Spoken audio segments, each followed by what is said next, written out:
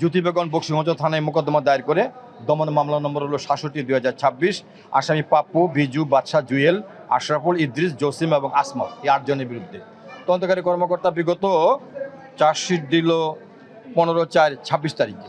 15/4/২৬ তারিখে, অর্থাৎ ৮ মাস পরে চার্জশিটে দিয়েছে। দীর্ঘদিন লাগছে তদন্ত করতে। এটা তদন্ত বিজ্ঞ আদালতে বিচারের জন্য আসে।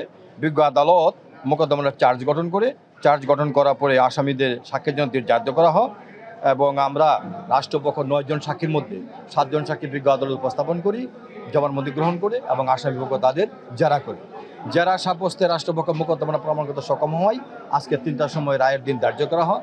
রায়েতে বিজ্ঞ বিচারক জনাব মোহাম্মদ আব্দুর রহিম সাহেব নারী ও শিশু দমন ট্রাইব্যুনাল 1 আসামিদের দোষী সাব্যস্ত করে 7 জনকে প্রত্যেকে মৃত্যুদণ্ড এবং 1 লক্ষ টাকা জরিমানা আদেশ প্রদান করা হয়। আসামি ইদ্রিস তাকে বেকসুর খালাস প্রদান করা হয়। এই আসামিকে 25/5/2025 তারিখ এই আসামিরা 1 রাত 1:10 থেকে 3:50 নিরক্ষয়াতে জোর করে তাকে টানে নিয়ে ফরিদউদ্দিনের বাড়িতে পালাক্রমে দর্শন করে।